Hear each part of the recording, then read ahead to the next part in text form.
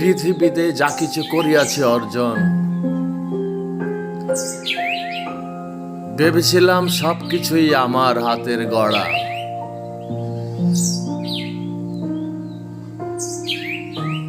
যখন ঘুম ভেঙে গেল, অবাক বিস্ময়ে আমি দেখলাম